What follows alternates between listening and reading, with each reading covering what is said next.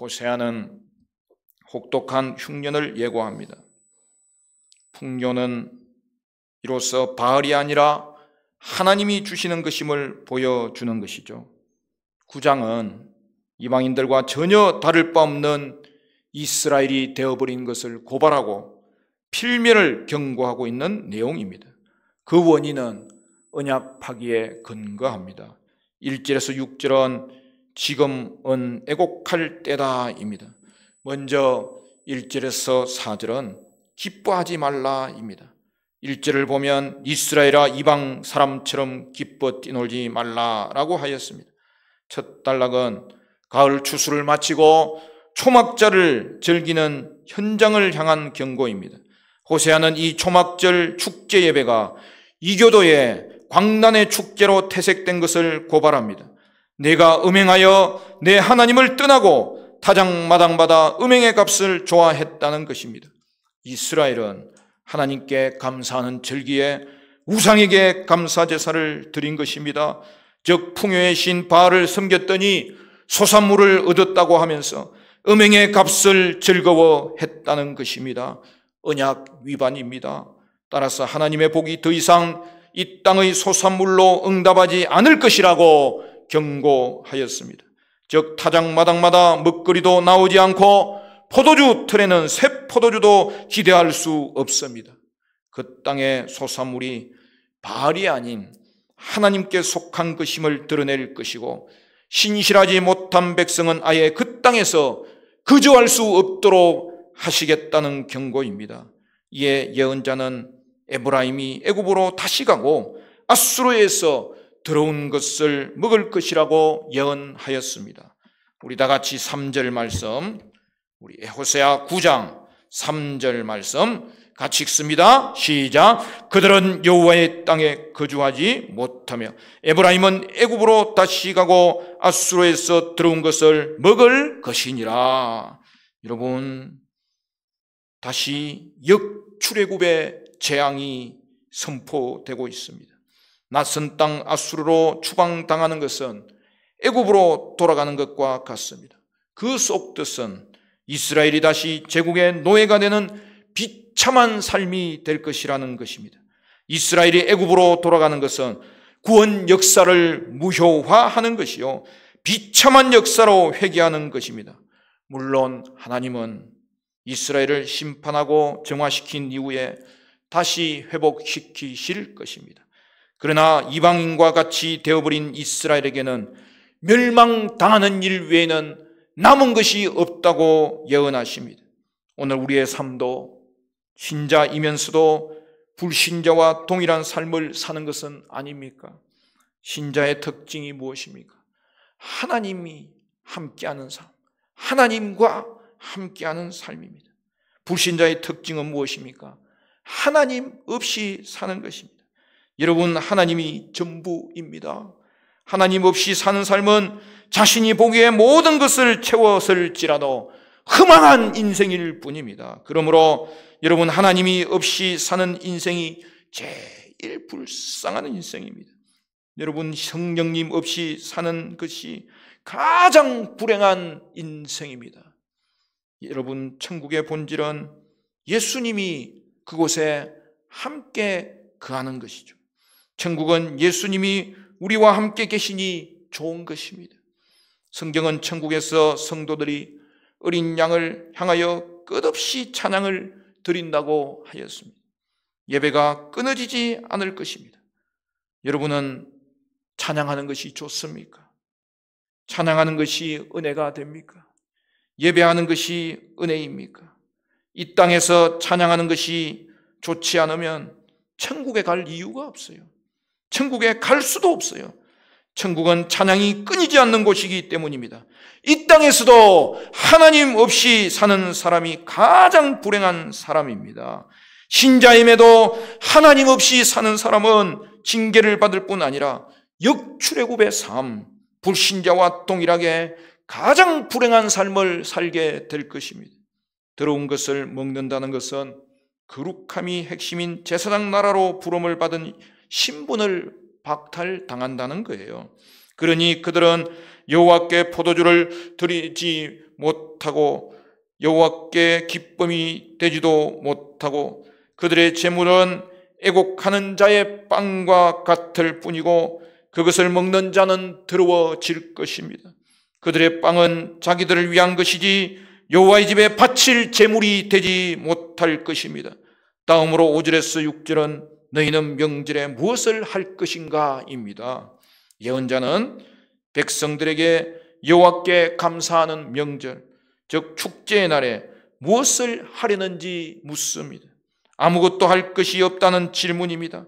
자기들만을 위한 탐욕의 제사는 무익하니 멈추라고 명하는 것입니다. 호세아는 설령 누군가 아수르에 의한 재난을 피해서 애굽으로 도망한다 해도 애굽인들이 이스라엘의 피난민들을 놉 땅에 모아 매장할 것이라고 합니다. 놉 땅은 고대 이집트의 수도로서 바로의 무덤인 피라미드로 유명한 곳입니다. 말하자면 애굽으로 피한 자들은 유명한 공동묘지에 매장될 것이라고 경고하고 있습니다. 이스라엘이 자기들을 위해서 풍요의 신을 섬겼으나 그 결과는 황폐한 죽음의 땅이었습니다. 호세아는 하나님의 축제를 바알의 축제로 변질시킨 백성에게 기쁨의 시간은 지나고 타작마당과 술틀에는 얻는 것이 모두 적에게 빼앗길 것이라고 예언하였습니다. 하나님의 땅에 거할 자격이 없기에 애굽으로 내쫓기고 아수르에 사로잡혀 갈 것입니다. 축제의 삶은 막을 내리고 사로잡혀 간 곳에서 빼앗긴 초막절의 풍요로움과 기쁨을 고통스럽게 회상하게 될 것입니다. 외도는 합당한 대가를 치르기 마련입니다. 잠시의 쾌락을 위해서 사는 삶은 결국 멸망의 구렁텅이에 빠지게 될 것입니다. 7절에서 9절은 형벌의 날이 이르렀다입니다. 예언자는 심판의 확실성을 선포합니다. 이스라엘은 임박한 하나님의 심판을 외치는 예언자를 향해 어리석다고 비방합니다. 그래서 예언자는 너희 죄와 원한도 많다고 하였습니다. 백성들이 호세아를 비웃는 것처럼 하나님의 심판과 분노를 전하는 예언자를 박해하는 행위는 전형적인 죄의 중에 하나입니다. 호세아는 백성들을 향해 말하기를 예언자는 하나님과 함께하는 에브라임의 파수꾼이지만 예언자가 가는 길목마다 사냥꾼의 덫이 있고 하나님의 집에는 원한이 있다고 하였습니다. 하나님이 예언자를 부르신 것은 언약 백성을 위한 파수꾼 역할을 맡겨 백성들을 깨우치기 위함이었습니다. 그런데 그런 예언자가 이스라엘의 기브아 세대처럼 매우 부패했고 여호와가 그 악을 기억하셔서 벌하실 것이라고 경고합니다. 백성에게 심판이 아니라 길한 것을 말하는 거짓 예언자들도 있었다는 것입니다. 기브아 사건은 우리가 사사시대에 일어났던 참혹한 대표적인 사건임을 알지 않습니까? 에브라임 지역에 살던 레위 사람 아내가 기브아에서 밤새도록 윤관을 당해 죽었고 남편은 자기 아내의 시체를 12토막 내어 온 이스라엘에 보냈습니다.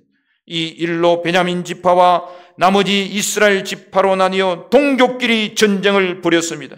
이 사건으로 베냐민 지파의 거의 모든 남자가 죽었고 실로 축제에 나온 여자들은 납치되어 강제 결혼을 하는 등 처참한 사건들의 연속이었지 않습니까?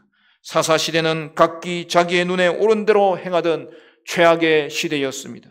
그러나 호세아 시대가 다시 그 시대를 맞이하였다는 것을 보여주며 하나님의 심판이 곧 엄습할 것이라는 것을 경고합니다.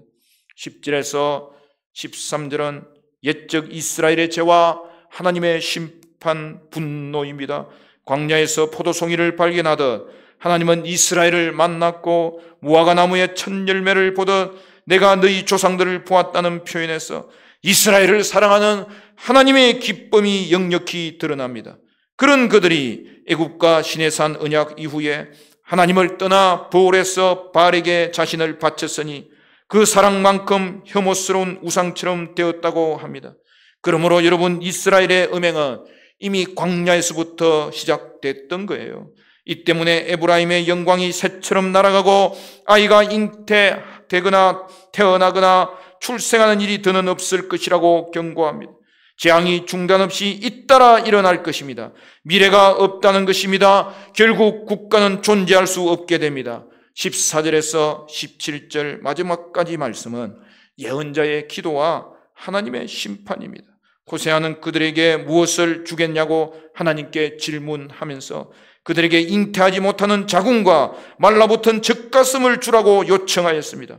자궁과 젖가슴을 사용하여 풍요의 상징인 바알 제사에 빠진 이스라엘의 죄악을 경고하고 있습니다.